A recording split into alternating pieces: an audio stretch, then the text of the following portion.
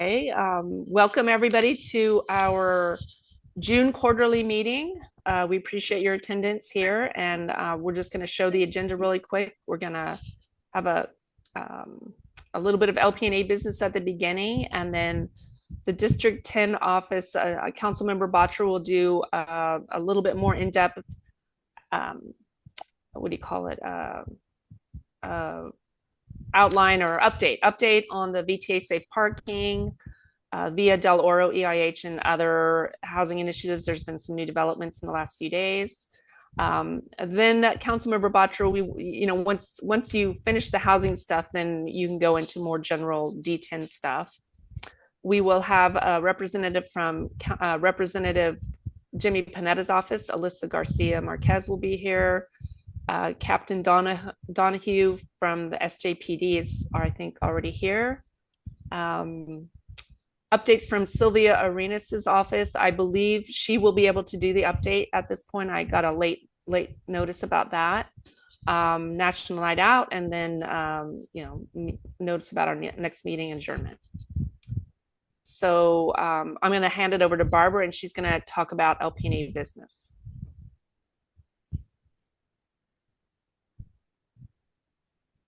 I imagine there's a lot of people watching the baseball game at Willie Mays Field. Quite possibly. Okay, I'm going to talk about the grants, some stuff on Los Paseos Park, and then there'll be a couple of other people are going to talk about emergency preparedness. So on the grants, in April, we filed our final report on our prior year's grant, and that was accepted without any questions. And the new grants for the next cycle of the Beautify SJ program have been awarded, but they are still working on the contracts and the terms of the contracts, because they're going to be making some changes to how they thought they were going to be paying out the money. So that we're still waiting to see the final contract. And then we'll wait a little longer to see the money. We were awarded $5,000, which is the same as we were awarded last year. Then we have also submitted paperwork for an additional grant, graciously from Councilmember Batra's office, and we are just waiting for that paperwork to go through. And thanks to Michelle Dexter for helping straighten out what the actual paperwork requirements are for the grant. So hopefully that will all go through very, very shortly. Los Paseos Park. I'm going to talk a little bit about the garden. In March, the end of March, just after our last meeting, we had a very successful volunteer event in the park, where a bunch of volunteers raked, weeded, pruned, and spread mulch over the garden area and the area around the garden area, because that kind of reflects on the garden if it isn't attractive and neat, at least around the garden. And the picture of the California poppies, they were kind of the delight of spring. We got a really nice bloom of the California poppies, but the spring blooms are going, and the summer blooms are coming in. Our garden is designed to kind of rotate through the seasons of what's in bloom. And I put up some pictures of buckwheat, which is great in that it's fairly easy to grow, and it blooms all summer. So we have good blooms right now on the California buckwheat, which is the white buckwheat there, and on the red buckwheat, which is on the right. And they, with just a little water, they will bloom all summer long, which that's partly why we put them up front close to the fence. On trees, we planted 18 months ago, we planted maples, hybrid elms, and oaks. The maples are growing strong and straight. The elms are growing fast, and drooping a little. And we have a little bit of droop on an oak tree. So the middle one is the elm, and the far right is the oak. So tomorrow morning at 9 o'clock in the park, we have a tree care group from our city forest coming to help us restake the drooping trees. We want to make sure we get a good leader growing straight and tall. This is the biggest one. So that's what we're going to be doing tomorrow morning in the park with several members of LPNA volunteering. If anybody wants to come and watch the fun at 9 in the morning tomorrow, they're welcome to come and see what our city forest is going to help us do. It's also a learning experience. We get to ask questions of the tree people while they're here. There's no charges for watching it, right? No charges for watching, no. All right, then we've got a few more things that have been going on in the park and elsewhere. One of the things that LPNA does is monitor the park very closely, monitor the status of the restrooms and other park features, and it's been a lot of attention paid to that in the past few months. There was damage to the privacy panels around the restrooms, and temporary plywood panels were put up. The top picture shows what the plywood looked like. Then LPNA painted the plywood panels to at least match the colors so they wouldn't stand out so significantly. But more recently, in June, the plywood panels were replaced with what we believe to be permanent stainless steel panels, which are a good bit sturdier than what was there. LPNA also monitors for graffiti, and we've been given materials to help remove graffiti from the restrooms and any other places that we find them, and we can get more help if we need it, removing graffiti. There have been a lot of issues over time and discussions with park people regarding the behavior of dogs, particularly dogs off leash, and as in a response to that, the park people have posted the dog ordinance on all of the posts where the dog baggies are distributed. And at least now we can point, when we object to a dog that's off leash, we could point to the ordinance that it's not just a silly rule, it's actually a legal ordinance, that the dogs must be on leash and kept in control at all times. And the last picture is just for fun. That's a bluebird. That's the best picture of a bluebird I've gotten so far. I love the bluebirds. LPNA and Hita Bambinum Moda, and I believe it was Audubon, helped us put up a couple of years ago bluebird nesting boxes. And the bluebirds are now pretty much in the park. Anytime I go there, I can see bluebirds. And I think that's just a wonderful, if you build the boxes, they will come. The park is actually good area for bluebirds. They like open space with occasional trees, and that's kind of what our park is. So that's kind of a summary of what's been going on with LPNA recently. Coming up, we have a few other things. We have National Night Out coming. We have Dumpster Day. Dumpster Day coming up. What's the date of the Dumpster Day?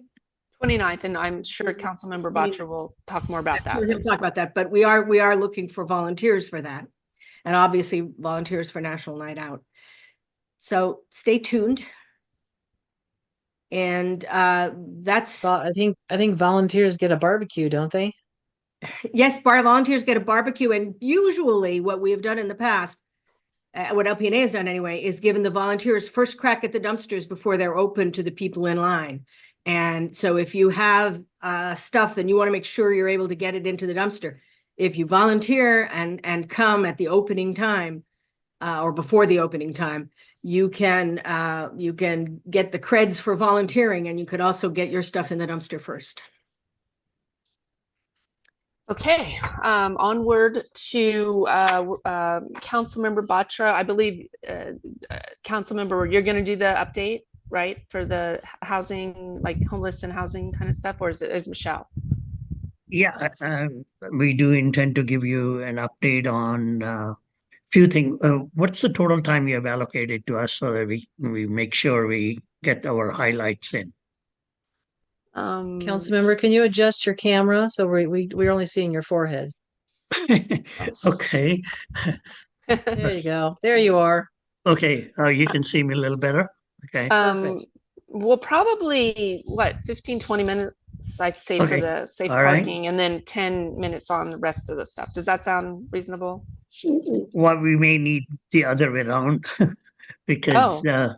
because there's Interesting. the update on those two are pretty straightforward. I don't think we will need 15 minutes and 10 Okay. minutes that way. So we may only need 5 minutes for the first one, and we can use whatever time you give me for the rest of the stuff because there's quite a lot of important and interesting stuff in the rest. Okay. So I think we can move into the Via del Oro. There's a activity is continuing. The construction work is proceeding as planned, and still the target date is first quarter of 2025. And the hope and expectation is that that will be beaten with the dignity moves. I've talked to them last week, and they're pretty comfortable that things will move quickly on that one. So hope that we'll get that done soon. As far as the safe parking is concerned, the VTA Safe Parking here, the one in our district, there's really nothing new on that one. We just have the 42 site and continuing with that one. The Councilmember? Yeah. I thought there was a new addition to, there's going to be a whole new small parking, safe parking for vehicles added to that location, isn't there? Yes, and that is not an approved item. Oh. That is only being talked about is I think it is 10 or 15 vehicles to be put outside, not the new RVs. So that's the only addition being because the number of vehicles which were inside were not meeting the requirement. And VTA, the permission is being sought to build up the parking area for those and the vehicles connected with but no new RVs though. But I got an email from Hema. Excuse me for a Basically, second. I'm sorry, That but was- Captain Donohue has his hands raised. Do you have a urgent question, Dr. Donohue? Yeah, I'm sorry about that, and I apologize for not being on camera. I'm driving, doing exactly what you should not do. Do not do what I'm doing right now. Okay, so I think what she may be referring to, council member, is the county. The Amigos de Guadalupe is putting a very small number of vehicles at the VTA lot. That this is a county program. It has nothing to do with the city. It is an overflow from county parking. I believe they're cars and vans, not RVs, but they could be RVs. And there was only, I think it was like 7 of them. They promised that it would only be that number, that it would not increase. It would only decrease over time as they were able to find long-term housing solutions for those individuals. And we were absolutely not consulted about it. It was decided upon, and we heard about it through the grapevine. The county never called the police department. They never told us. It was really just, we heard about it through the grapevine, made some inquiries, and we're told, hey, yeah, this is happening because it's a county lot. And because it's theirs, they can really do anything they want with it. So giving those spaces to Amigos de Guadalupe is totally their prerogative. We did ask, hey, are you going to do any community outreach? They said, no, we're not. We're just going to be doing it. It's a very small number, and they'll be gone in a period of time. So I think that may be what Hema was telling you about. Does that sound about right? Yes, let that's me correct. just add a few other details that I'm going to read from the email. It says it will serve 11 households who were transferred from another site at the Eastridge Transit Center, which is no longer available. No additional households will be added. Operator Migos de Guadalupe will be working with families to transition them to more permanent solutions. The program will operate 24 hours a day and accommodate a mix of standard and oversized vehicles. This is not a city funded or affiliated program. And then there is I can put this in the chat. There's a person at the county that they're referring questions to. So I'll include that in the chat. Okay. Sorry to interrupt. I just thought that was important to update our residents on. Yeah. Thanks, Karen, and thanks, Captain. That's why I said that there's nothing in that one on the city side for any approvals, because you're saying that everything belonged to the county, and it's all county decisions. Okay. So, and no community outreach in this case either. The county doesn't do a lot of community outreach on much of what they do. But they could have used our help to do it. Maybe no, it's not a policy they have. It's not a standard practice for them to do community outreach. They just they do what they need to do. That's like we had that discussion with the county roads person at the District 10 Leadership Coalition about the Camden and Almaden build outs that they did. Mm-hmm. They just came and changed all the corners and didn't have any community meetings or anything. So that's just their standard way of doing things in the county. And Lynn, this is the same VTA lot down the street, Santa Teresa VTA.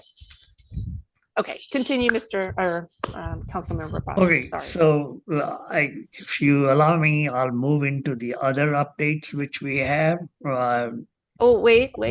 What about, do you want to provide any update on what was voted on in the last council meeting in terms of? Sure, that's in my regular update. I'll give it to you. Okay. In fact, we can start right from there. Okay. Michelle, are you able to share the PDF that I sent? Or I can start sharing it. Can you? Yes, I was not aware of that. Sorry. I've been racing around.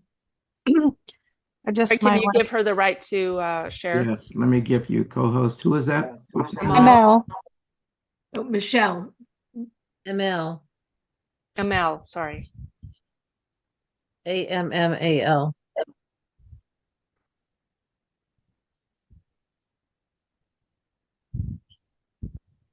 Oh, of course it disappeared on me. 1 second. I wasn't ready to share.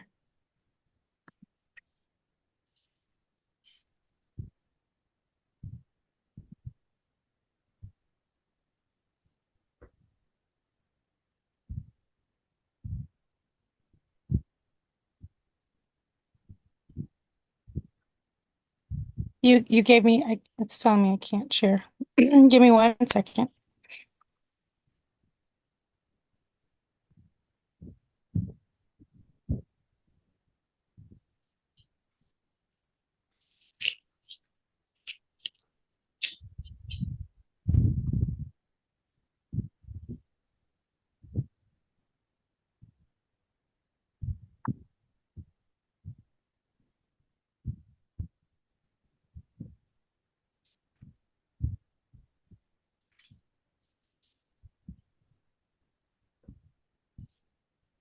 Do you see that? Okay. Yes, your screen share. Yes. Yeah. Okay. All right. Okay. So we can move to the next slide here. Yeah. Okay.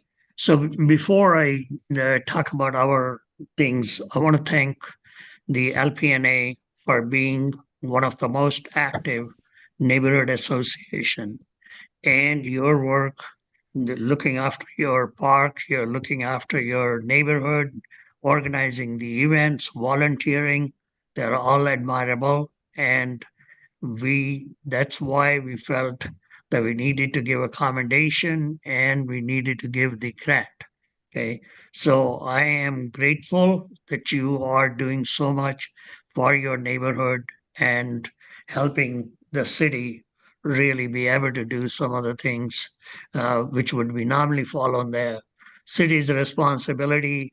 and which it may not get done because of the budget and other reasons, but you're taking the things in your hand and you're making a difference in terms of making cities safer, cleaner, better. And thank you for all that. Okay. So I want to give a few updates from the budget. As you know, we have passed the budget, and I want to capture a few highlights which are relevant to the District 10 in general. So 4th of July, we have continued to have the celebration with the fireworks in a very safe manner. And we are trying to make sure that everybody from all parts of the district and their friends get to participate in it, trying to spread the word. And then we request you to do the same. So we got a 100K budget for the next year's fireworks. We also have one of the biggest CERT program number of people, 120 or so, in the whole of San Jose. And we conduct some special training for those. And we requested a budget because the previous training we conducted had a very, very good feedback. And we have been able to get the money for being able to run the same program again in the next budget year, 24-25. And the current CERT members and the future CERT members have felt extremely glad that we are able to get this training money there. The next one is not gotten money in this budget, but we have gotten put it on a priority basis to get it in the next 25-26 budget. The air sport unit, which the San Jose PD really needs it, and we're trying to get that one done. Okay. The next item is on the homelessness one, and you've seen that Councilmember Dwan and I have requested a budget audit. It is to more understand where the money is gone, who it is given to. It is not to believe that there is any foul play, or it is to really check the effectiveness of our programs so that we make our future programs more effective and we have a better outcome.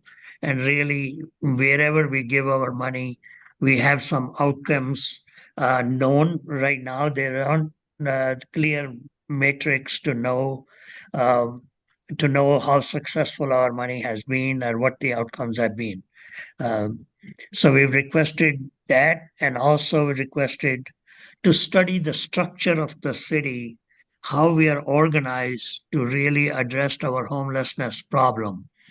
At the moment, the work is divided among so many different groups, and we want to get a confirmation that whether we are organized the best possible way for the best outcome. And we want our city auditor to look at that. But even before that one, we have found out that the city is already trying to experiment with a new structure, and hopefully it's going to be more effective, and we may not even need to get any money invested in this work. We'll see how that happens. Okay. Next slide, please.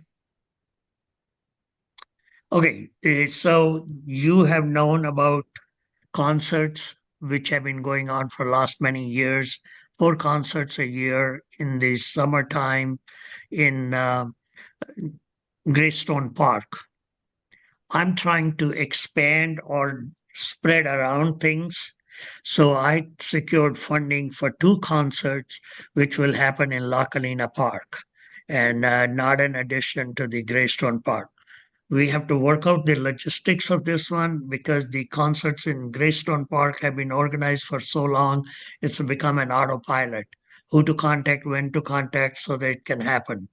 This one is a new activity, so we're going to have to get the logistics figured out to make sure that we are able to take advantage of this funding which I've secured and get the concerts in La Colina Park and get those local area people be able to enjoy the same benefits as we have it in the Greystone Park. Okay. We secured funding for getting the Blasso Valley mural, which has been requested for a long time, to make a sign mural welcome to Blossom Valley, beautiful Blossom Valley. So we have secured the funding for that one, and that should get done this year in the 24-25 budget. Okay. Now, community has been wanting a pickleball, and I'm trying to find where to build it and where to find the money to build it. We wanted to get in Cahalan Park, this the money estimate are somewhere in the neighborhood of $700,000 to $1 million to get this thing done. City could not give us that money. We have requested this money from Jimmy Panetta's office, and he has sent it to the appropriations committee. So we passed the first filter, and hopefully the appropriation committee will give us that money. If we get the grant, we'll be building this in Cahalan Park. The site chosen is for that site. And we hope we get the money because there are a lot of pickleball enthusiasts, and we don't have a pickleball court in District 10. Not in one park, no park has that. And there aren't any good candidates to convert a tennis court because the amount of usage of those tennis courts is pretty heavy. And Parks and Rec is not willing to convert any one of them, even though I like to get one at least converted so that we have a pickleball court for people to use. So stay tuned on that one more and keep your fingers crossed that we get that money. Okay. Next one, please. Okay. I'm just going to talk about a couple of them here. We had heard from community a lot that they want alternative police response to certain number of 911 calls. And they wanted us to fund a team dedicated to San Jose residents' calls. We from City of San Jose have agreed to fund one trust team. Now, trust teams are run by the county. It's a little unusual for a city to be funding something which county is going to be doing. But because the San Jose residents really wanted this thing and county was not willing to dedicate a team to this San Jose resident, we have agreed to fund it, and it is now a funded project, so we'll get that dedicated team. This should help get the calls diverted to some calls get diverted to the people who are more mental health enthusiasts or can handle those more than the police response. And it should allow our police force to be able to concentrate or focus on the more criminal activities from these calls freed up. Okay. The other one, on the chopping block was continuation of or the fitness centers at community center. And we found that the seniors use those to stay healthy, stay active, stay connected. And hence, we're glad that this was not chopped off and we continue to have those in our centers. Okay. So I think the rest of the stuff you can, I want to comment on no encampment zone citywide. So this is preserving the progress element, which we have started with Via del Oro, that no re-encampment and no encampment within the 2 blocks of EIH, any EIH, and any safe parking or safe being site in all of those. So we're starting in that direction. The goal here is not the no encampment. The goal here is to get the encampment people moved into something real and keep them there, and hence no need for a re-encampment of those people. And that's the goal, and that's the direction we are moving. Hopefully, block by block, mile by mile, we'll be able to clean up San Jose, and one day we'll be able to claim no unsheltered homeless people in San Jose. I'll be waiting for that day to happen. Okay. All right. So let's move to the next item, please. Next slide. Okay. So there's a lot happening in District 10. You mentioned a couple of them. I'm going to quickly mention some here. On June 22nd, on this coming Saturday, we have the Talk with Batra. It's an in-person, and hence there is going to be breakfast will be served. We'll be answering any questions which are raised and give a minor update. But the most goal here is that people be able to give us their input, comments, ask their questions, and have a conversation with us. Okay. Going to the next item. You mentioned the dumpster day, which you are co-hosting. So we are the 29th of June. This is the end of the second quarter or the end of the first half year. And so 8 to 12, we'll be there with you to make it at the Bible Church. And volunteers needed. And you guys always manage to get a lot of volunteers out. So I'm sure we'll be in a good shape on that. 4th of July, okay. All preparations and everything is in the works. We are hoping that we are going to have a very safe and enjoyable celebration. And Michelle is still looking for volunteers. She would be able to share some of the workload, and the preparations are in excellent shape. And we look forward to seeing all of you there. Please spread the word. We want to, whether rightly or wrongly, we've been told that we are not getting as good a participation from Santa Teresa and that side of the thing. We want to see all the people there from the District 10, everybody and anybody who is in town on that day to be there. Okay. Right. Next one.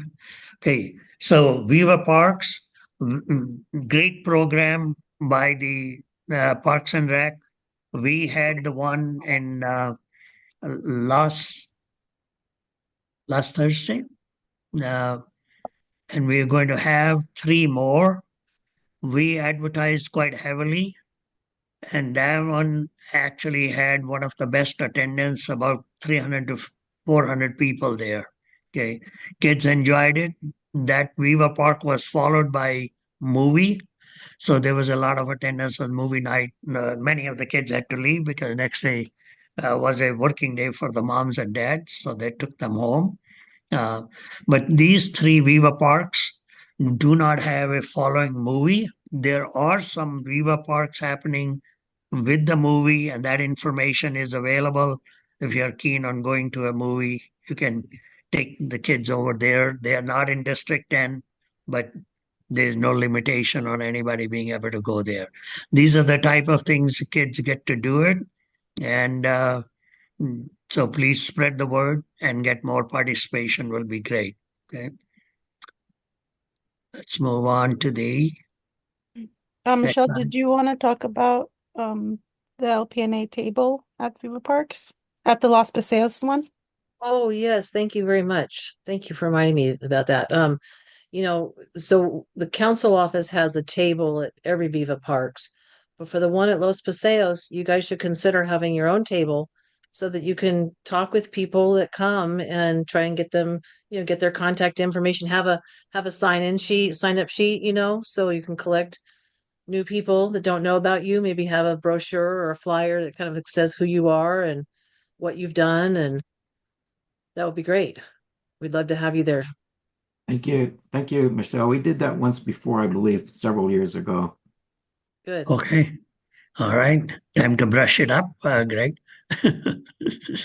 So hopefully we'll have your table next to it. Okay. All right. Okay. This is the ones telling you about the summer concerts. 4 of them coming up, July 11th through August 1st.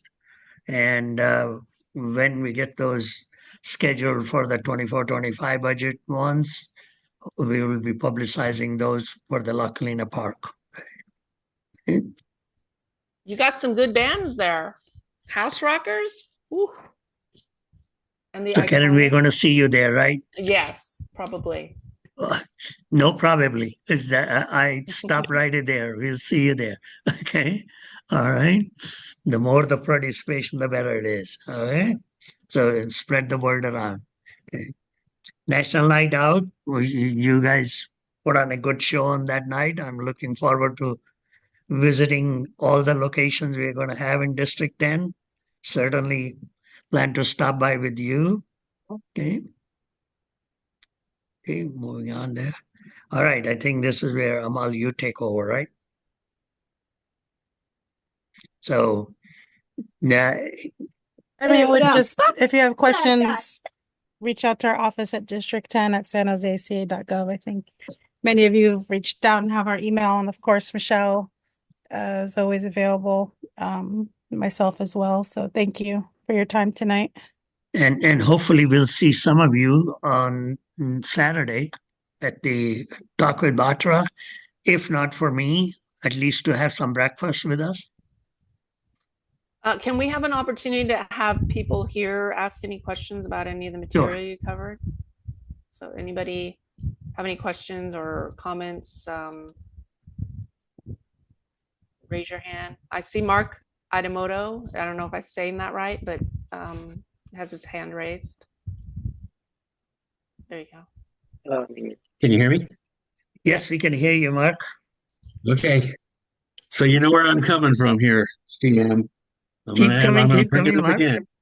And I figured I'd take the opportunity with the LPNA because the LPNA is within the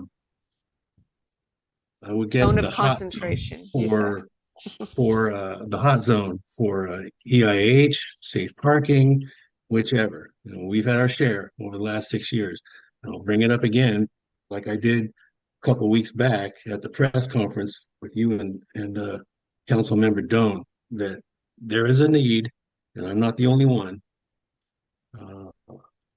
for a city staff committee or task force with the focus of establishing an equitable, evenly distributed amount of these facilities throughout all districts in San Jose before any more are considered in D2 and D10. So there is no EIH at the moment being talked about. You know where in the budget what we passed and in this Tuesday meeting. In the budget we passed, there are Surrounding and Cherry. Those are the two which are to be funded. We have funded up to $25 million for those for construction and all. Those are the two on the table. And the other things which were discussed on the last Tuesday and approved, those are potential sleeping sites. Okay, approved sleeping sites. And none of them is D10. There was one, that school near Sobrato School, that was taken off the list. Okay.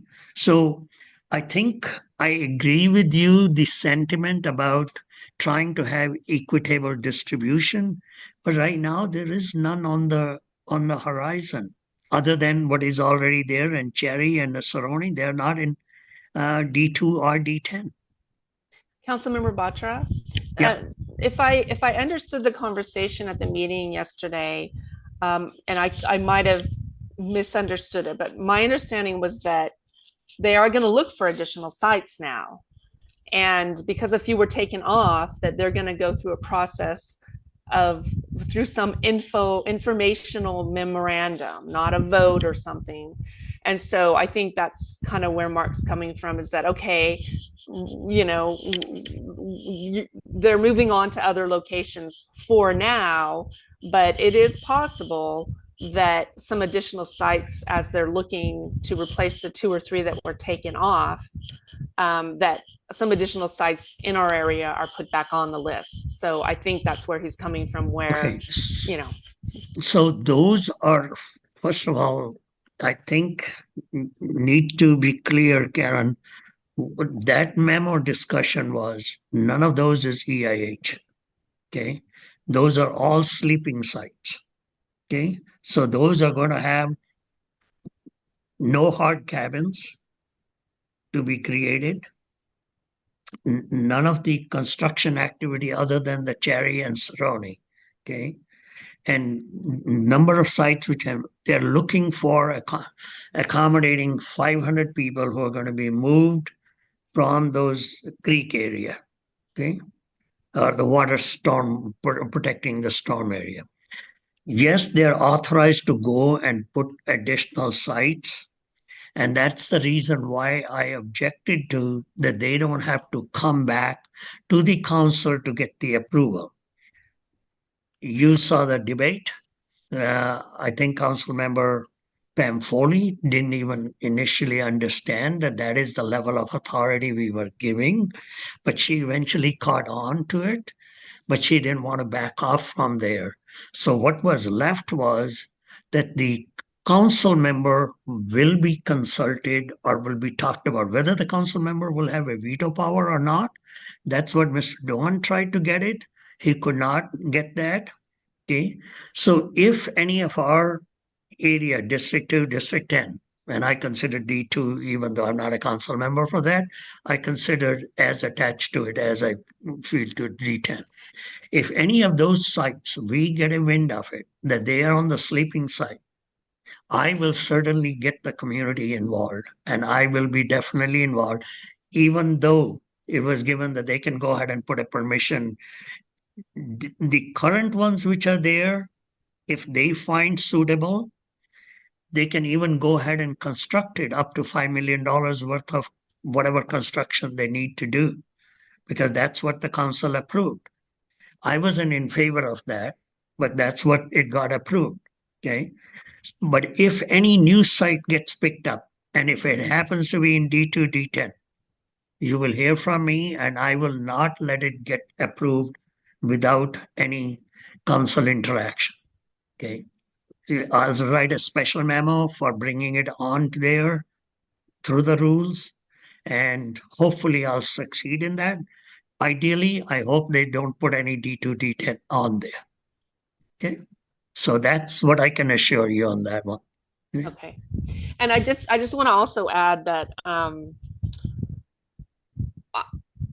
I'm not going to speak for Mark, but I think we had some back and forth over this the Sobrato site on next door, and I think a lot of people feel like I'm not sure that residents see the difference between safe parking, EIH, and supportive sleeping. It's all interim housing, and so I think they but feel the supportive outdoor sleeping has basically no services. They just have like toilets and trash kind of thing. It's not more like of a problem? EIH. Isn't that that's actually more of a problem?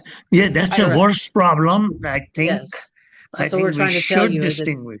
Yeah, we should distinguish between the SOS or the sleeping sites versus the EIH and the other ones, because EIH, you have a gated community basically. Okay.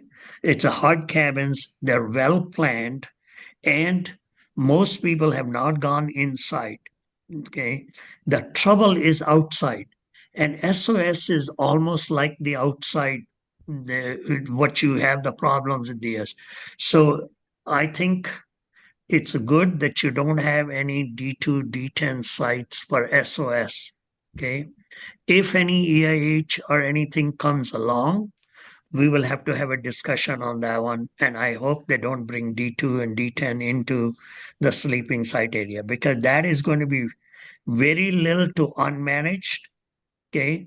With very basic facilities provided, with limited security and all that. So I think it's a good experiment. I wanted it because it's cheaper, but it is something is still an experiment.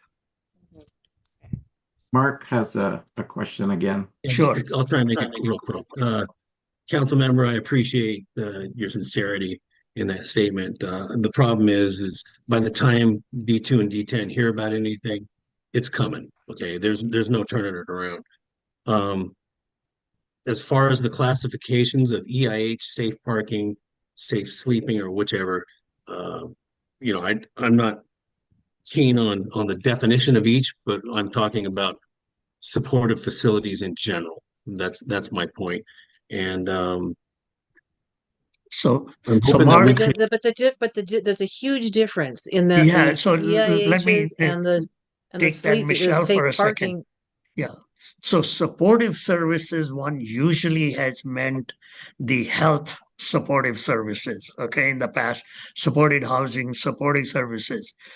Mark, you probably would be okay with 10 EIHs and not be okay with even one SOS, because SOS is going to be a basically unmanaged, with no services, no people to be able to talk to. Okay. Like a sanctioned encampment, basically. Yeah. So it's basically an address. You're going to give it to the people and say, hey, that's a place where you can go and put your tent the way you want it, more or less. So do not equate the two. You don't want any, I understand, but don't equate the two, because No, for clarity, yeah, I am not a NIMBY. Okay, this is a solution, and I believe it's a reasonable solution. But my point is that it needs to be spread out evenly through all districts, and I mean that like right now, because that deadline's coming, June 20 next year. Okay, and what's going to happen is the council is going to be forced to just assigning whatever facilities anywhere to get these things online before that deadline. And we will have no say. So that's why I'm saying there needs to be a committee or task force right now to make certain that the districts that are not necessarily participating to below the median, that they need to be established first before any more here in D2 and D10. That's my point. so who would you consider be the task force?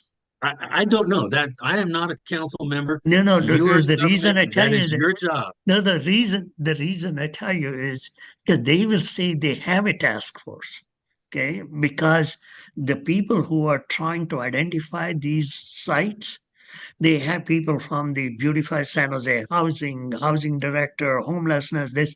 So they, Omar Passons and the 8 or 9 people, and you can see it in their memo. They say we drove around, we looked at the feasibility of the site, we considered these angles and all that. So from that standpoint, they're going to say that they are a task force. And so if you want to give some input, what you want to see as a task force, we can try that. But otherwise, they have an answer to it, that they have a task force. They're going around everywhere. They're saying not that they drove around in D2 and D10. No, they went all over San Jose looking for these private property, public properties, and everything. So we're going to have to be demanding something more specific. Okay, the generics, they have a beautiful answer to it. Okay, and I certainly support the issue which you're trying to bring. I have always stated that we in D2, D10 South San Jose has done a lot for addressing the homelessness problem. Okay, we have encampments, we have the EIH, we have the parking, safe parking, the first safe parking, and everything. And we do want other places to spread out. But we haven't gotten an agreement from other people to say, in fact, they say the most of the homelessness solution has been in D3 and D7. Okay, they don't agree. And what I will do is to try that. I'm going to get is a complete documentation of all of our facilities. Some places we cannot have the address because they are domestic violence cases, and other places, so they are protected places. But we want to get the district and the amount of the beds in there, so that we have it at least one time agreed where the facilities are. Okay. And then we can go from there. The Peter Ortiz and others complained, even Omar complained yesterday that, hey, some of my council members keep talking about that we don't have facilities. His D3 has the most facility of homelessness addressing issues. So I want to get out of this theoretical debate. I want to get the realistic data on the table, and that I can assure you I'll work on getting it. Okay. Okay. I appreciate that. In closing, I'll just comment that along the same lines that yourself, you've used the term. Mayor Mahan used that uh, when he was campaigning to be the D10 rep. he used the term equitable distribution when he was campaigning to be the mayor. Well, if there's no mechanism to do it, why is the term being thrown out there? So I'll end it with Yeah. that. So I would ask you to save that question for the mayor because mayor does have a lot of will. community meetings. So since it was his campaign promise, Okay. I think it is Thank fair you. that he answers it. I All haven't right. made any campaign promises yet. When I do, you will have a right to ask me that. Okay. Right. I might buy you breakfast Saturday. Okay. Mhm. All right. Okay. Thank you, Mark. I appreciate it. Uh, I prefer this kind of a friendly conversation so that we can get Oh. somewhere, okay, rather than accusations on one side or the other. Yeah. So I appreciate the professional way, the way you have approached the topic, a serious topic, but with a smile and a humor, okay? So Thank we'll continue to work with you. You have my promise in there. Then it's not a campaign thing, that I'll work with you to get anything reasonable for the whole of San Jose, but certainly for D10, D2 in that area where you guys have done a lot. Many, many thanks to you people with what you have done and what you've gone through. Okay. All right. Okay, thanks for that conversation, but I think we definitely need to move on to our next presenter. And thank you, Councilmember Batra, for going over. There's a lot going on, and we appreciate the update. So next on our agenda is We accidentally skipped her. yeah, we're gonna do that at the end. Oh, okay. We got to get through the other presenters. So Hey, we're Karen, gonna let me Yes. make one statement which we did not get to discuss, Oh, sorry. but you should look at it. What was discussed yesterday, there was a parcel tax proposal coming up for the city is testing the will people go for a parcel tax for the parks and rec for the parks maintenance. And there's a polling numbers and all which were presented yesterday, and they're going to refine those to go back and get more. They're trying to put a ballot measure on in November to possibly get money for the parks maintenance. I has raised some questions about it, that if you do, you need to be able to share how we will distribute the money. Because we may collect it 1 cent from every parcel, but then when we get into distribution, these days with the equity lens, District 10 doesn't get back much money because we are in some ways a fortunate and unfortunate position that we are better maintained and we have more facilities and compared to other. So our people need to not only know how much you're going to charge as a parcel tax, but how would you distribute once you collect it? And that's what I asked yesterday, that don't just go in polling saying this is what you will charge. Please tell how you'll distribute, because our district may not want to contribute. Okay. So, so please read that memo. And right now it's not a approval.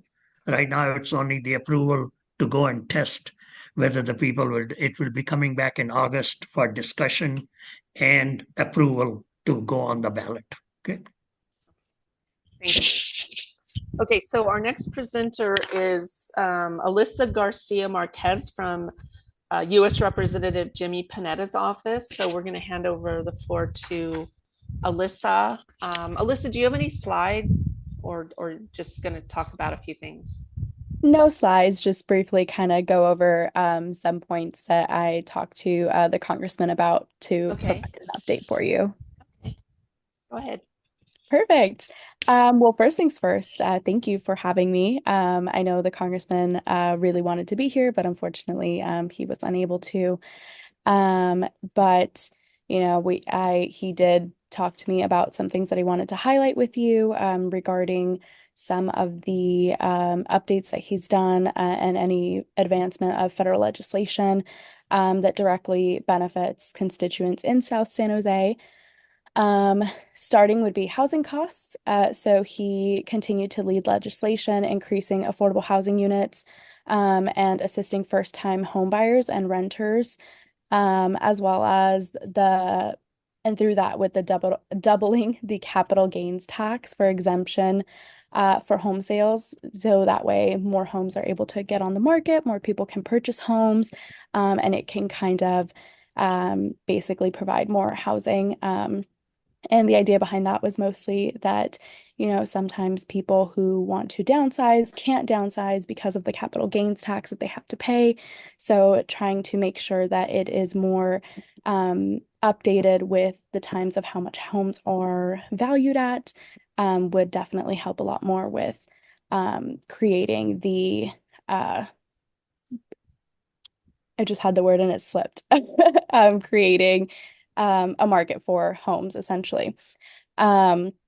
Another main point was healthcare. So a lot of our visits that I've had with the congressman lately have been visiting with different physical therapies and other medical locations as well. And a lot of what they have mentioned was proper reimbursement through Medicare. And that has kind of been a very big issue that he has talked about. So that's definitely something on the healthcare side that he has been working on in DC to make sure that providers are being reimbursed at a proper rate. And basically, especially because there is such a shortage of doctors already, and a lot of them are leaving due to not being reimbursed properly. So that's something that he has on his radar and has been working on as well. He also recently introduced and authored the Mail Theft Act, which has been a big issue in different parts of the district that we've talked about. And essentially, this would require federal agencies to work together with the state and local law enforcement to develop strategies to improve federal investigations of organized postal theft. We've also noticed that that has been something that a lot of constituents have been coming to the office about, is there's just been a higher trend of mail thefts going on. And it kind of leaves it up in the air. Law enforcement is doing everything that they can and trying to have those conversations with the postmaster and making sure that federally we're holding federal entities accountable and making sure that we're coordinating with them to be able to stop this and make sure that mail is safe, especially that it's still accessible, which is kind of a bigger thing for people. He also recently announced $3.15 million to support community efforts. One of them, as Councilmember Batra mentioned, hopefully being able to get the pickleball courts. But that also includes housing affordability and homelessness, revitalizing local parks, and providing new recreation options, as mentioned previously. So some of those were Rue Ferrari emergency interim housing expansion, and those were done in D2 to basically help build out capacity and services for interim housing for residents who are experiencing unsheltered homelessness. We also discussed how Congressman Panetta is providing federal support for Lake Cunningham Park revitalization in order to improve the water quality of Lake Cunningham, as we work with other local partners to also revitalize the critical park and restore its ability to be more of a recreational hub, and as well as some affordable housing further. And in this one, it was Blossom Hill Senior Affordability Housing, and it supported 147 new affordable housing units for seniors, and it also helped provide vital supportive services to ensure that them and their neighbors are cared for, especially considering that they are seniors and there is more risk, especially if they're living alone. And lastly, it was also federal support for Coyote Valley Open Space Recreational Trail. So with that, he wanted to support the creation of a much needed Americans with Disability Act accessible trail through a portion of Coyote Valley Open Space Preserve. So it allows accessibility for everybody to be able to enjoy the amazing fresh air that is in Coyote Valley. So I will go ahead and leave everybody with that. If there's any issues with any federal governments or any assistance that anybody might need, especially passports, because summer is coming up, we help with those as well. Please feel free to reach out to myself, or if not, the office. And our office is at 841 Blossom Hill Road, and the office number would be 408-960-0333, and I can also put that in the chat for you. Yeah. Hey, that trail you just mentioned, is that new? That's going to be coming. That's not built already, is it? Yeah, it's not built yet, but these are some of the projects that he announced that he wanted to support. And so I'm not sure when the allocation is going to take place. I can touch base on that, but we know Not that necessary, but that is very close. That's right down the street from Los Paseos. So that's exciting. yeah, Thank you. Thank of you very course. much for the update. Does anybody have any questions of Alyssa? No? Okay. Well, Alyssa, thank you so much for coming and for providing the updates. It sounds like there's some good and interesting things going on that will have direct. I mean, Rue Ferrari's right down the street. The trail's right down the street. Cunningham Park. I'm sure some of our residents visit there occasionally. So that's very nice to hear the localness of it. Karen, I have one thing. Okay. Can we make sure we get Almaden Lake in some of that EPA money, Alyssa? When I talked to the congressman, he said he'd help us with that. Yeah, So absolutely. So from what I last remembered, and I could totally be wrong, and I can touch base with the congressman, but I think that was a conversation that needed to be had first in the city and city council, and then kind of go from there so that there's a plan developed so that we can provide money and funding. I myself, when I was younger, used to go to Almaden Lake. And so I know that at one point it was swimmable and you used to be able to go in and enjoy it. So it would definitely be great to have that once more. But again, I will refer that to Councilmember Batra and we can touch base on that and kind of see where we're going with that. But it definitely was on our radar. Yes, I can comment on that is that I also discussed that with Congressman, and I got the same answer what Alyssa has given, that we need to get some work done from our side, which we will do, and then he can pursue it. But our work has not been done at the moment.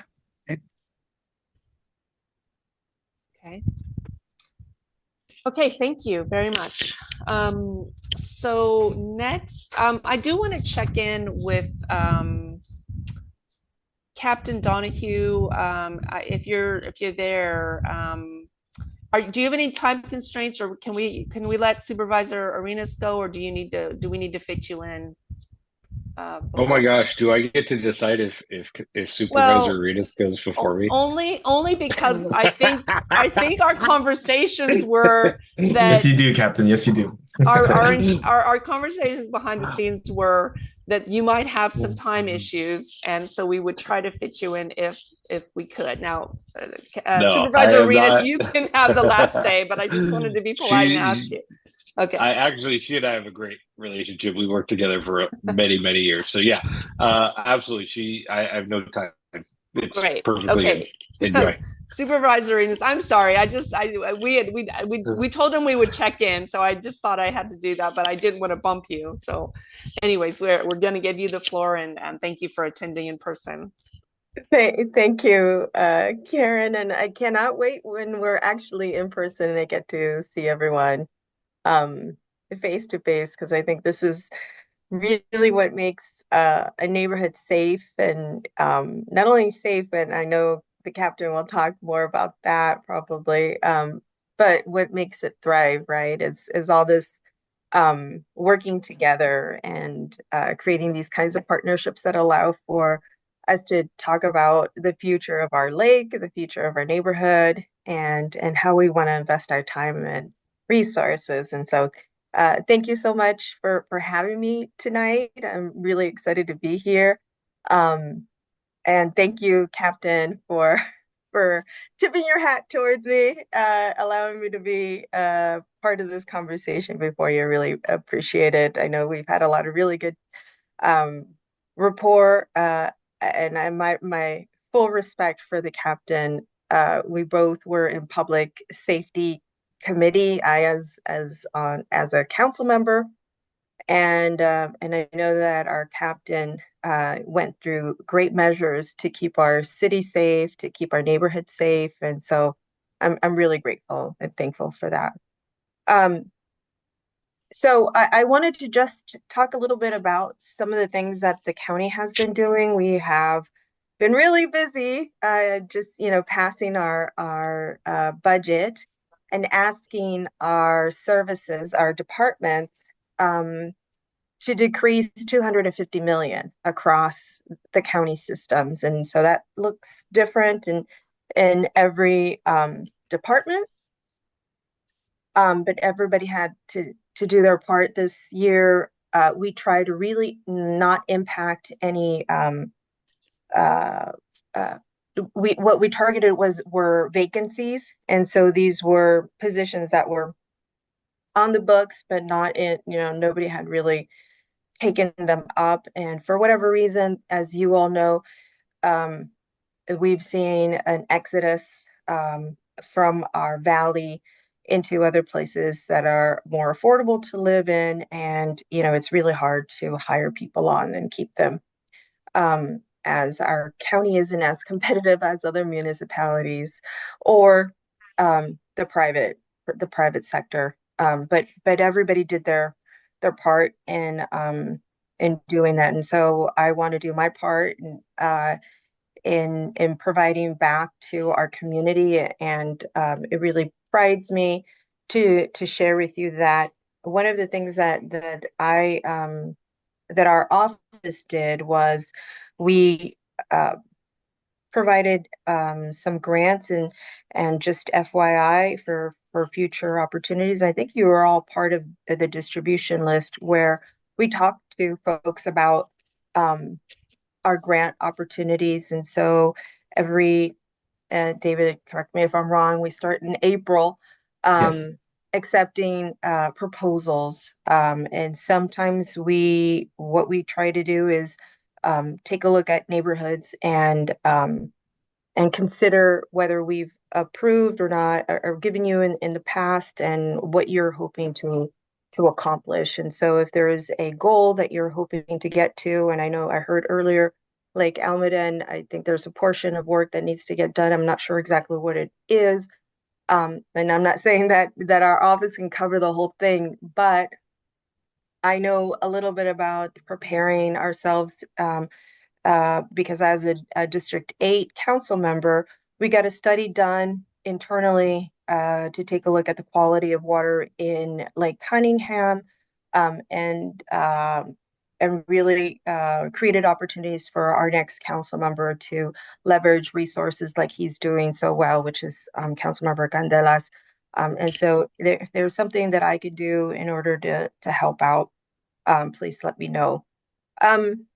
Aside from that, what we did was we funded a couple of agencies in your area, one of which is the Eastside Union High School District with Oak Grove Union High School, providing some intervention services on site there, as well as, I forget the school, but this is at an elementary school, and it is an intense form of after school activities such as tutoring and just enrichment activities. And so that's one of the things that we did. But aside from that, in the overall system, one of the things I heard you all say that was important to you, or at least somebody asked a follow-up question, was around the trails. And one of the things that we did that I think is just really wonderful is the county took a major step in acquiring the Richmond Ranch, which means it is going to have the county's going to complete a whole 1487 acre portion of the property. And it's one of the largest, and it's going to have some allow for connectivity between Evergreen and Coyote Valley, and Anderson Lake, to Harvey Bear, and it's going to have some.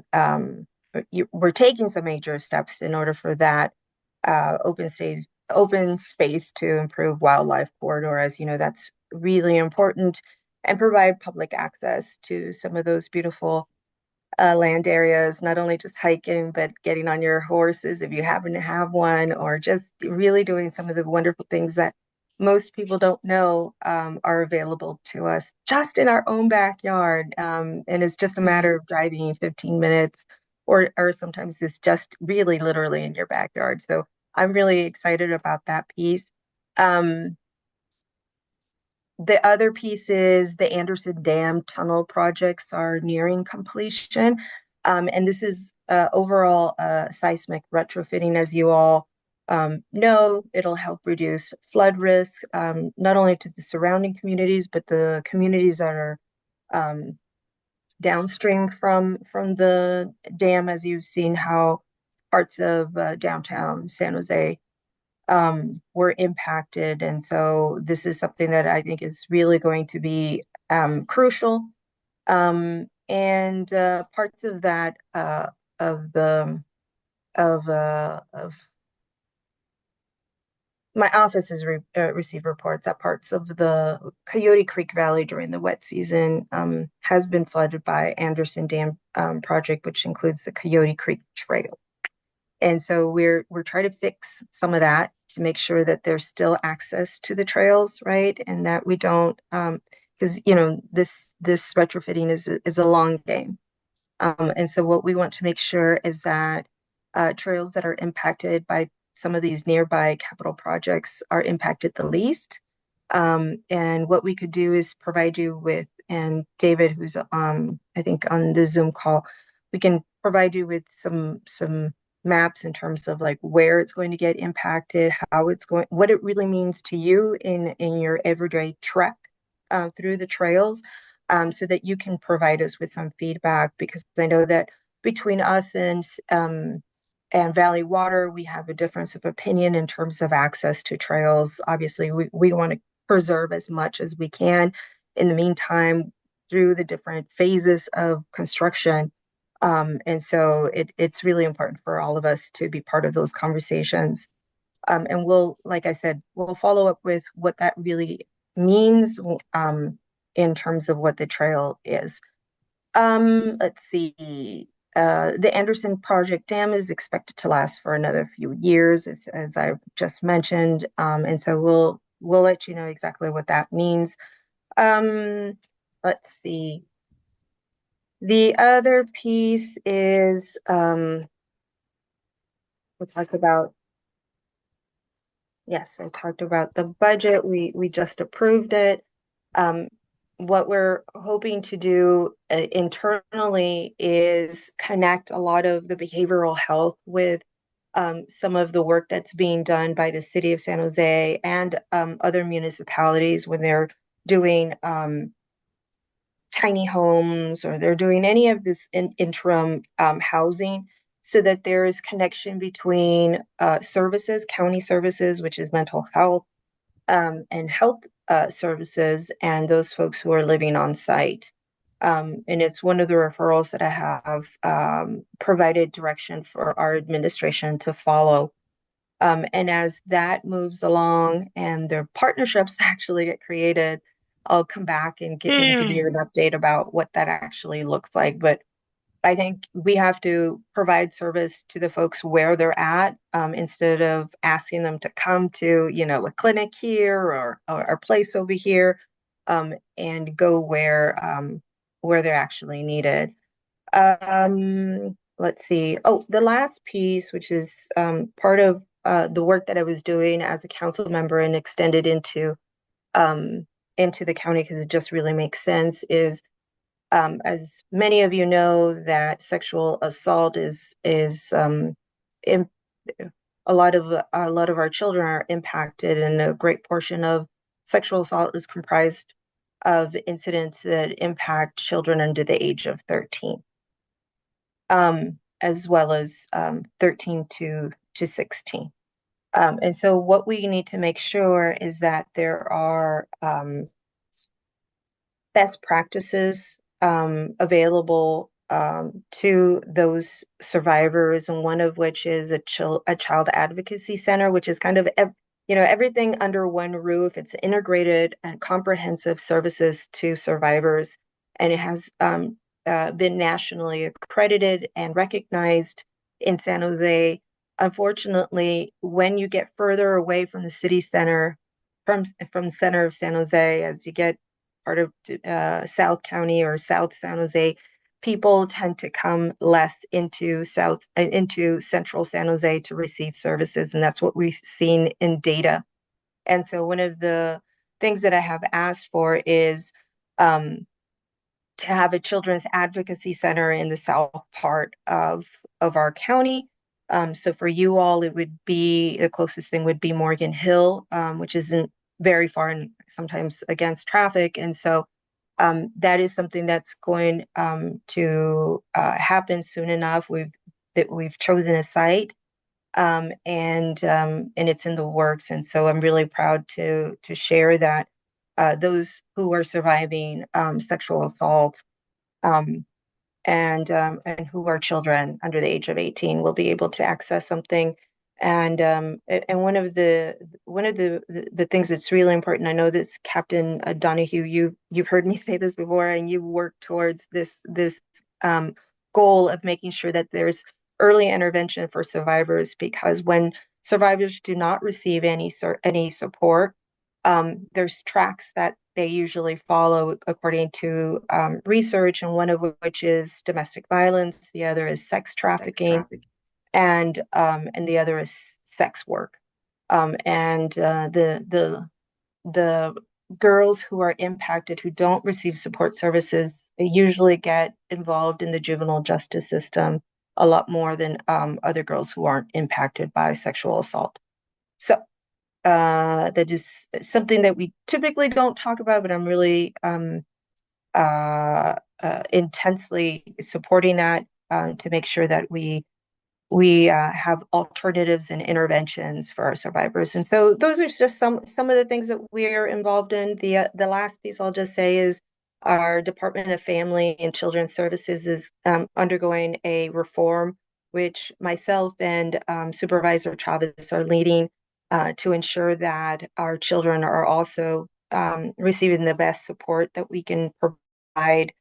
This is on the heels of a baby dying under our watch last year, and we've got to do better. And we need to make sure that our children are safe in the best environment, and that kind of incident doesn't repeat itself. And so that's the other area of reform that we're doing. And I think I've spoken a lot and said quite a bit, but if there's something of interest to you, please, I don't know if I have time for questions, Karen, because I did go on. Yeah, does anybody, I think we have time for a couple. Does anybody have any questions? Yeah, I want to thank you for helping the hub program. We're going to, with a CERT group, we're going to take that money that was approved. So thank you very much for that. Las Paseos is going to be one of the communities that we're going to start hubbing. So thank you. Thank you. I totally forgot about that too. I know we have so many groups in our inventory, in our grant program that we funded, and like I said, thank you for applying. Thank you for the work that you're doing. And if this group also would like to apply next year, let us know. And it usually comes around in April. And you all should be in our distribution list when we get that information out. Thank you. I have a question. Thank you, Sylvia, for everything you're doing there. It sounds like a lot of challenging work and helping a lot of people. Mike, I have 3 questions. You mentioned the dam, Almaden Dam. What about the other dams that were kind of lowered down to 65%, like Calero Dam and some of the other ones? And how does that affect the water supply for all the new construction and all the new people moving into San Jose area? Sure. The Valley Water is, I don't know the direct answer to that in terms of what the impact is to the other dams, but I know what they have been doing in order to, in the meantime, while in the interim, while they're building out this prevention piece and the seismic retrofitting, they do have kind of a rerouting of the water within the Anderson Dam Lake system. The other dams, I don't know, and I can get back to you on the other ones. But I do know for Anderson Dam, there is an interim and alternative way of dealing with the water. Thank you, Sylvia. I didn't know if you're the correct person to ask on that question, but Yeah, usually this is under Valley Water, and let me just say this, Craig. I am always I would love for them to come and explain how they are augmenting the water supply here. And I would venture to say that there's some ways that I agree with them and then some that I don't. And you know, when residents are being their rates are getting increased 10% every year for 10 years, that's over 100% compounded, right? And I don't know that all of their projects are really going to have the rate of return for water that we're looking for. But I know that people want to leave a legacy, and usually they're in a project or a service or something like that. And so I would ask you to have them come in and really tell you in detail what that looks like. all right. Thank you very much. And my last question was regarding the homeless and the relationship that you hear people talking about mental health and some of the people roaming the streets in the neighborhoods are looking and yelling at the skies and so forth like that. How does the county get involved in helping those kind of people that are out there? Right. Well, let me take a step back and I'm sorry if there's any fans of Reagan in our audience, but unfortunately, President Reagan did away with our institutions because he thought it was cheaper and he thought he knew better than the professionals, and that's why you don't see mental health institutions in the same way. And so when we do away with a whole system like that, it's hard to get to build out, and the county is actually building out some psychiatric care, also psychiatric care that's focused for young folks, because at this point when there's very limited bed spaces. What do we do for long-term care for all those folks who have mental health issues? Either they're getting arrested and staying within our jails, we're paying for it one way or another. And I do think that there needs to be more alternatives. The county is building as fast as they can, but you know how fast building happens in this county and in this city, and especially with all the protocols that we have to go through. But we are doing our part to expand as much as we can, but we're just not able to go back to the point where we had institutions in the same way that we did in the past. So we have interim solutions, right? Kind of have some Band-Aids here, Band-Aids there. And our behavioral health department is working really hard to figure that piece out. Most of the time, what works for folks who have mental health issues or just have a lot of adverse experiences in their lives and just obstacles, is to have a wraparound service along with the housing. And what that means is that somebody is living on site, providing that case management, and that there is a multitude of services available to those folks who are living there. And we're starting to see a lot more of that kind of housing. But it is in no way replacing some of those institutions that we've seen in the past. But there is some alternatives that we're also integrating in the way that we encounter mental health crises with our law enforcement. We know that we need to have a mental health specialist that comes in, and so we deal with the crisis in a different way based on the tools that the people have, right? And so a mental health provider is going to have a different kind of approach, and that's what we're hoping to continue to do. Thank you. Thank you very much.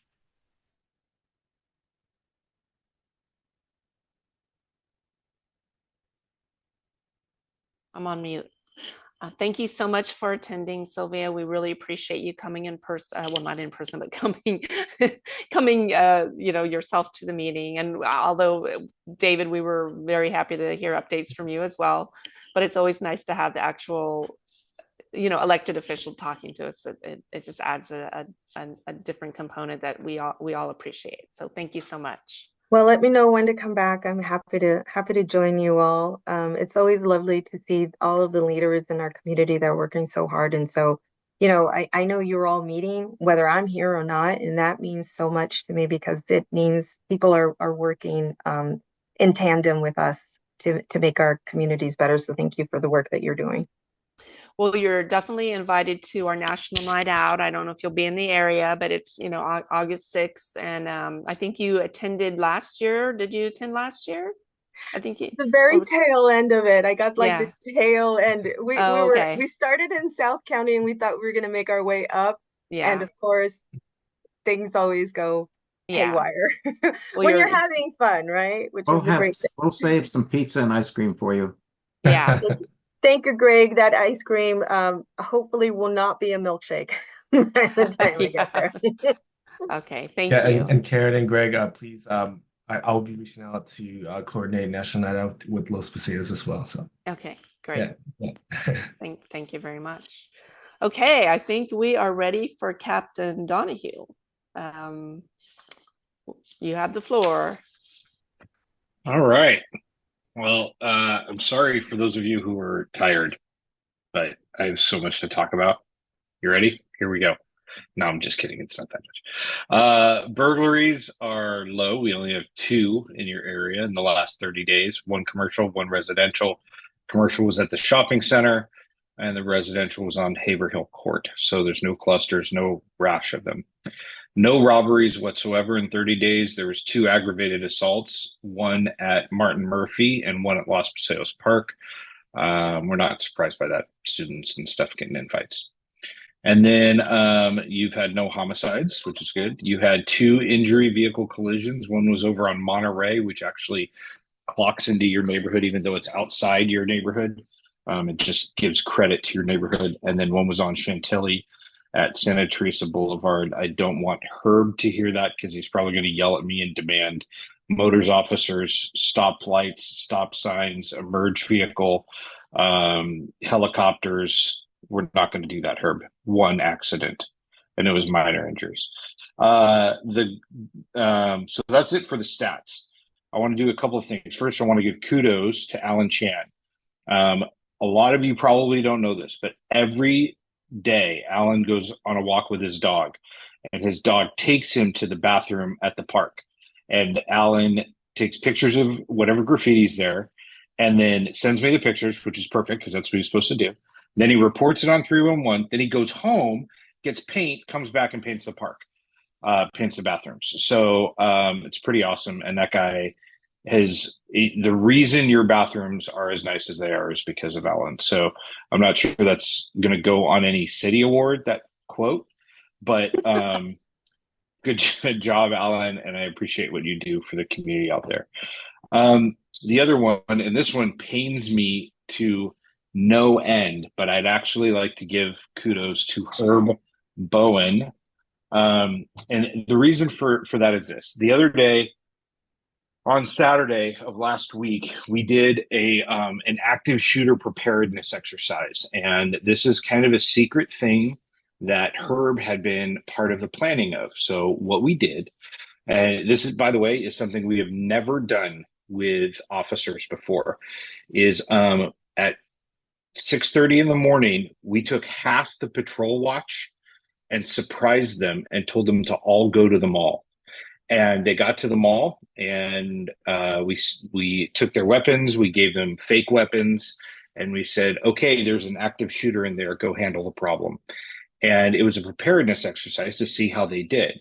Well, Herb and the CERT team came down there and helped us out with traffic, providing security, communicating with people at the mall, all that kind of stuff. The mall was a huge benefactor for this. They shut down 2/3 of the mall just for us. They provided no access to the public or the workers there on a Saturday morning so that we could do this exercise. We had about 50 police officers participating, and of the 50 that were participating, like 48 of them were surprised by it. It was awesome.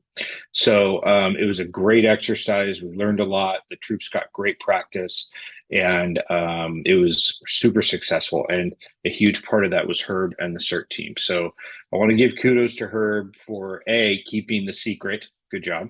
And B, giving all your time and doing that was a big deal. So thank you. Yeah, we had a lot of people from Los Paseos showed up to help us with that. Matter of fact, Wyman there did all our communications. So he was the main man there. So I really appreciate Wyman doing that, because he really controlled everything. Got Mr. Backpacker going into the mall, sent the merge team after him. Yeah. Guy probably was surprised as hell. It's really good.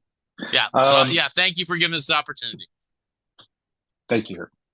All right. I'm going to talk about two things. You guys have had a whole bunch of graffiti at Los Paseos. It's telling me that you're having more gang problems. We're not having any aggravated assaults that are gang related.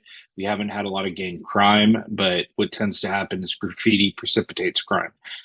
So what we've done is I've assigned some extra patrols down there, some patrol checks, but I have a special operations team assigned to my division once a week, and I'm sending them to your park every day they work. So they're going down there, making sure there's no kids hanging out, flying the colors, or acting a fool in Los Paseos. So far, we haven't found any. I still don't know who's doing the graffiti because it's so kind of random.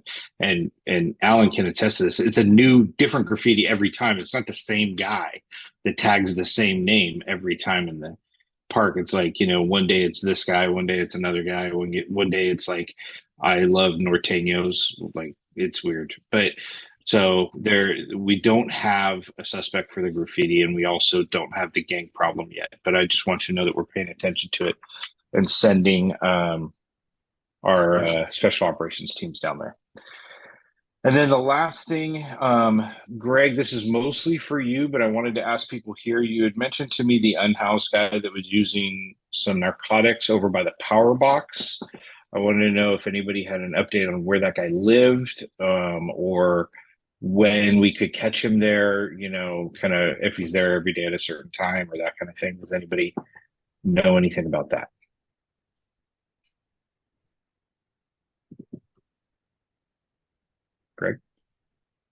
Greg, you're on mute. I'm sorry. Nothing. That's a good old Zoom thing.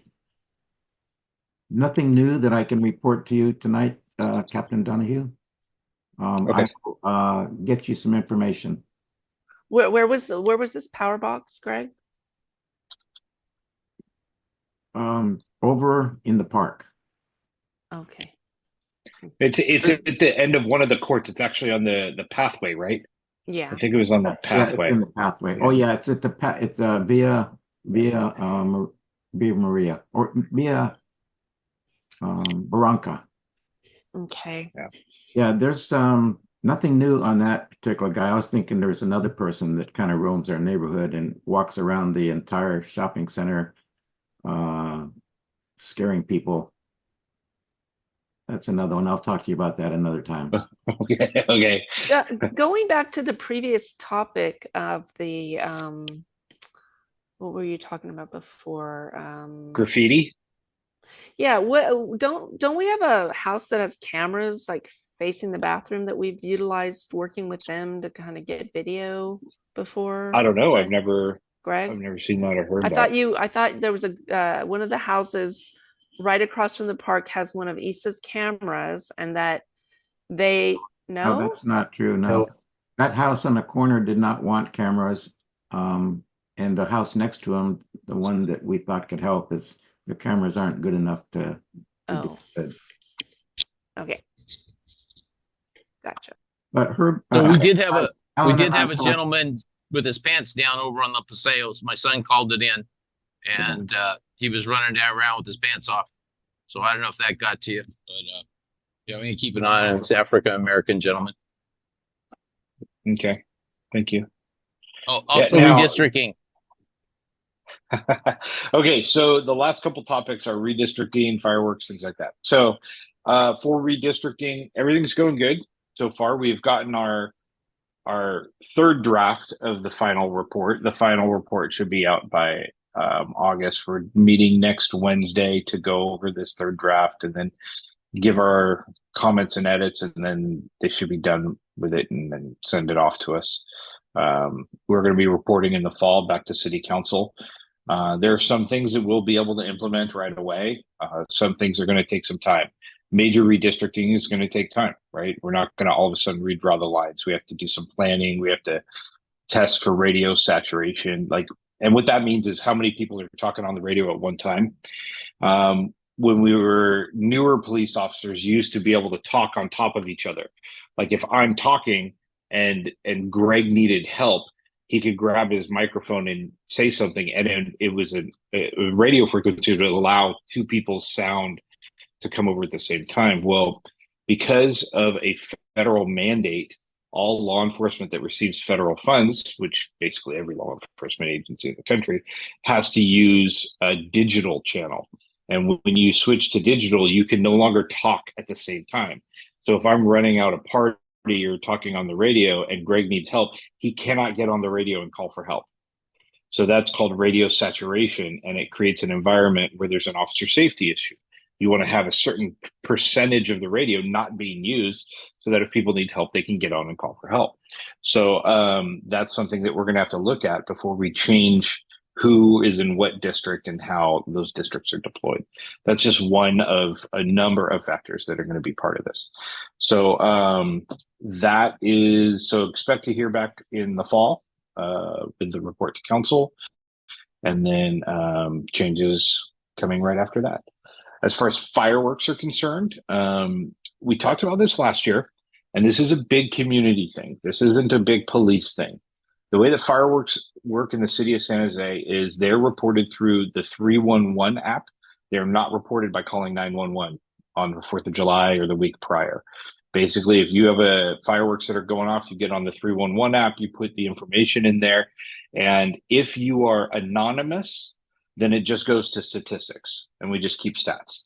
If you're willing to say, I'm Steve and fireworks came from there, then the city may cite that person. Now the sites can get super expensive. You're talking like thousands of dollars for the sites, right? But that's only if people are willing to report it and report it not anonymously.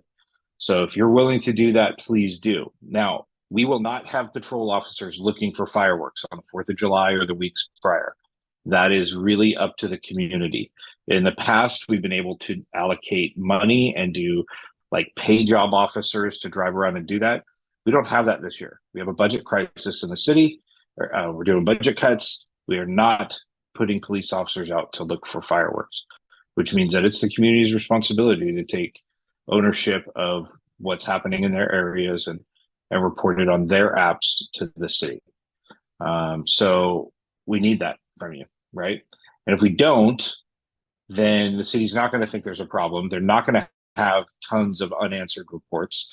And then they're going to say, well, we don't have a problem. We don't need funding next year when the budget's better, or the year after when it's better, right? So we have to justify the need for assistance with calling it in, putting it on the 311 app.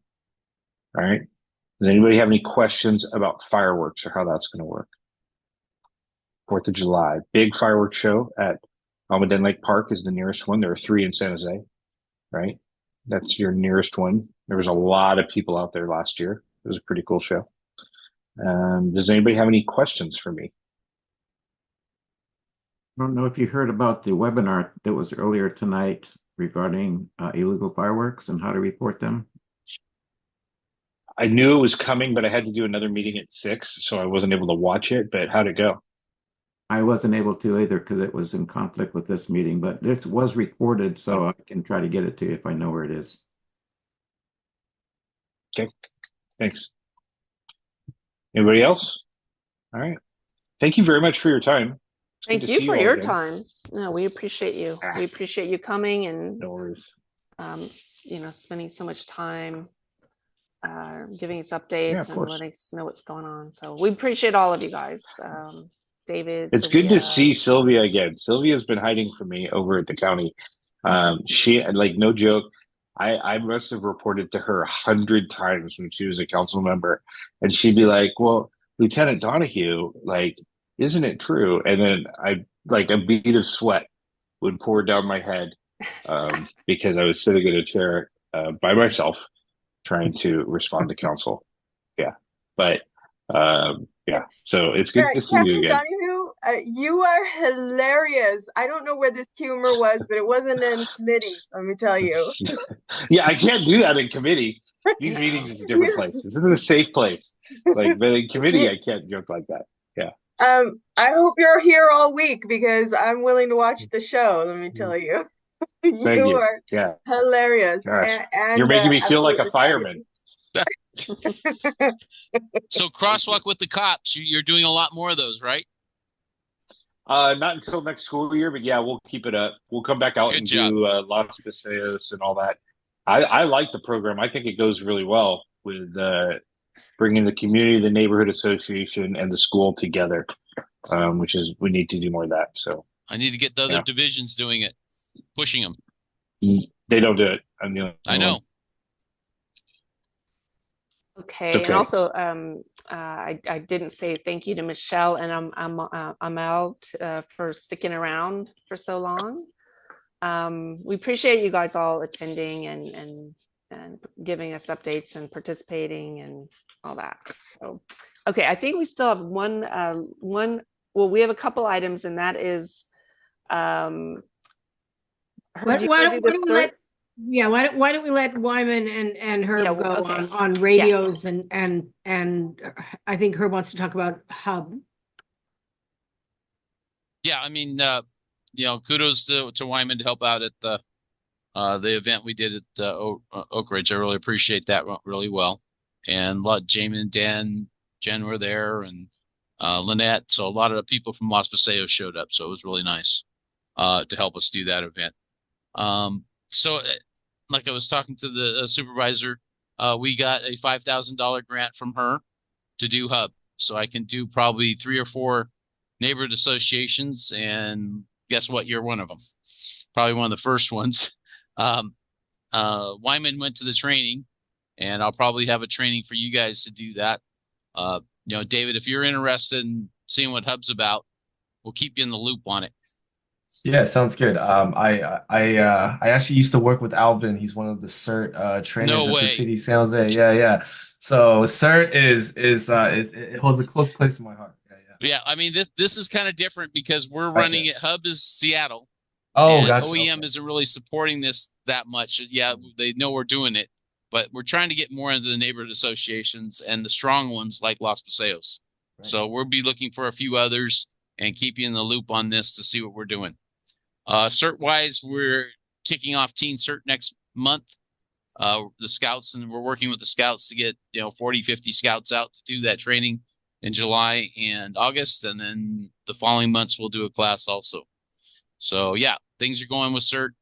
Wyman, you want to say anything about radios? Yeah, just briefly, for the CERTs and people with the Los Paseos emergency radio project, we are looking for volunteers. I think you've heard,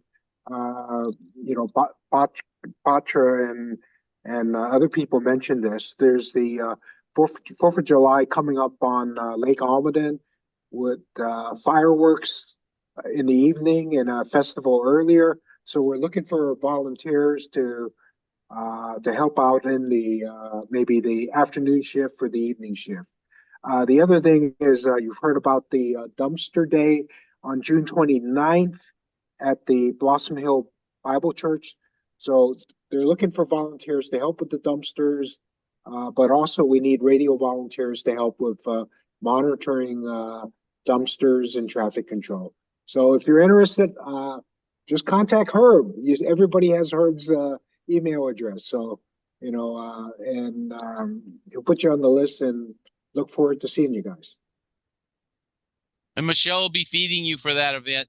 She went a little cheap on us, but sandwiches and stuff. So Lynn, if you want to come, thank you for coming last year.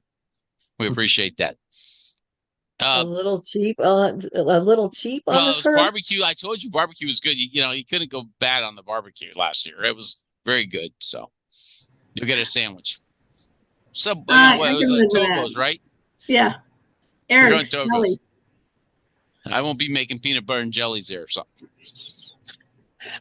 Anyway, yeah, Michelle, I think you need to, I want to try to get a lot of people from Las Paseos there to support you. We usually do 2 shifts. Starts at 3, I believe, goes till 10. But if you can make part of that time, it'd be good to come by. And thank you, Lynn, for coming last year. Yeah, it's a great opportunity for training too, practicing and using your skills. Oh, our speed signs too. I sent you on that. We're supposed to get our radar signs. Have you found anything about that? Who are you talking to? You. I sent you a text today and talked to you last week about it. You were going to talk to somebody at DOT. Your office was going to give us like $40,000. Hopefully that money was spent. Yeah, we have to check with Hema. That money's given to them already, right? I was thinking you meant something else. No, the radar signs on Santa Teresa. Yeah, you'd have to check with we have to ask Hema. I'm sorry, I didn't come prepared for that question. Put it on your list. But Hema, anytime you want to email Hema, she can check it up. No, I need you to ask her because she ain't doing it. And I'm getting nothing from DOT, so I'm gonna send a note to John. Where's my radar signs? So if you can't find anything out by tomorrow. What was the location again? Remind me the location. Santa Teresa, at Martin Murphy there. They were gonna put one on before the school on both sides. In the center, I need it because these people from Morgan Hill are going too fast. I saw some police officers right over the hill coming down this way. There's starting to be more. Yeah, Captain Donohue's been pushing those guys, the motors units, to get after these guys when they're available. The thing is, I need to make people aware when they get down to school. That's my biggest point, where people are doing 70 miles an hour through the signals there. And then once we get these radar signs, we'll get motors out there again to do some more ticketing. Even though he sent out some of the patrol units too, so that's good. All right, that's all I have, unless somebody has a question. Going past Martin Murphy is confusing because the speed limit sign is 45 when you're coming over the hill, and then there's a big old sign that says 25, but there's no school in session. The kids aren't. Yeah, when students are, it says when students are. Yeah, when students are present. Present. Right, and I mean, we put 8 more signs. DOT put them in the center. Hold on a second, Herb. What does it mean when students are present? You don't see when they're walking in the crosswalk. I think if you see them walking nearby, you're supposed to slow slam down. on your brakes down to 55, 40, 25? 25. Yeah, you're going 45. You're going 45 between Cheltenham Way and Avenida España. All of a sudden, you see a kid come by and you slam on your brakes to 25. It's a bad setup. There's something. Don't care. Don't kill our kids. You old people driving fast, slow down. Yeah, I mean, it isn't ideal, but it is what it is. And in terms of the distance, I mean. Right. Slow the hell down. I mean, I watched a girl almost get hit over there on Chantilly. And she was in the crosswalk. A guy almost, red light, ran through and almost killed her. I'm not putting up with it. I'm mad as hell, not taking it anymore. Yeah, I agree, Herb. I know what you're saying. I don't want to see any kid killed in a crosswalk. No. So I'm going to put everything we got out there, and hopefully they figure it out, or they'll get a big damn ticket. Okay.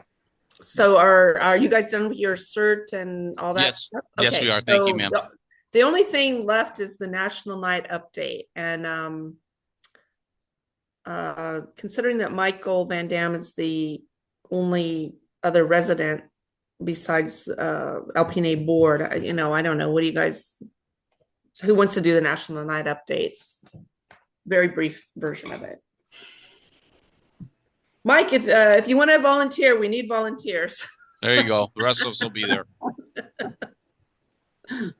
Mike knows kind of what happens at our National Night. Yeah, he's familiar with it. We're I'm gonna hand out pretty much pizza and ice cream again, and have the band again, and we're gonna have the bubble guy again, right? Bubble guy's coming. Yes. Yep. Where's Greg? Oh, there he is. Okay. Yeah. So kind of the same drill that we normally have. Yeah. So Michelle, you worked out the cash flow for my barbecue and the rest of the stuff with a note. Yeah, I've talked with Barbara and Gregory. Great, very good. Thank you.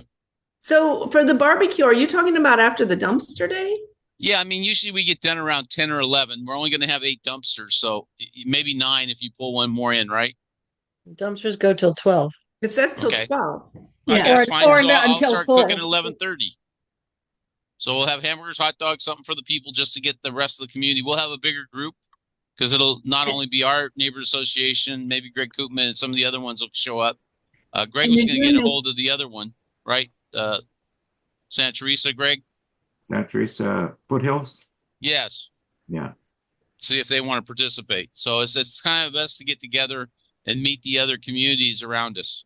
We don't have a week. You're doing this barbecue at the church? Yes, that's what we did last time. Okay. Pastor Jim, is that right, Pastor Jim? Yeah, the church has a barbecue pit. Okay. Bathrooms. And they have tables and chairs they put out in the courtyard, and it was very nice. We did it last time too there, and Herb barbecued and everybody, all the worker bees, hung around, and we had a really nice barbecue. It was great. Okay.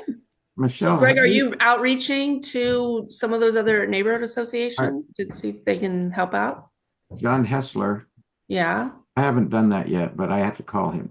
Because we only have a week. I know. I'll do it tomorrow morning. Next weekend.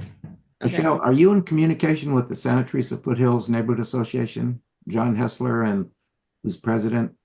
Have you heard of him? Yeah, I just spoke to him last week about something, and we went to they only meet twice a year, and they had their meeting a month or two ago. We went to that.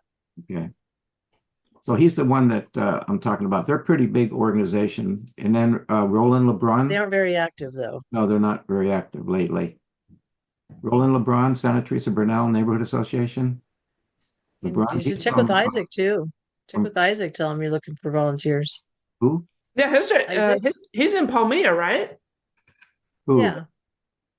But it's for all of District 10, right, first of all. But that's Palmyra is right around the corner from Purple Hills. Yeah. Yeah. So talk to Isaac and ask him to reach out for volunteers and barbecue afterwards, Have you done that, Michelle? No. Oh, okay. She's too busy. I'll get a hold of Isaac. I was thinking that Los Paseos was getting the volunteers, so if that's not the case, I do need to know that. We are, but we're going to tap other neighborhoods.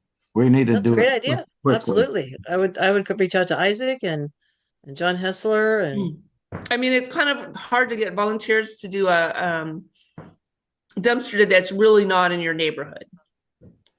So we're like, why don't we get the people it's in their neighborhood more than our neighborhood but you need to let your people know too, the reason we aren't doing it in your school like we have been. No, I understand why but they don't care about that. I understand why, okay. but they doesn't mean anything to them. They're like, why would I go way over there to volunteer for a dumpster day?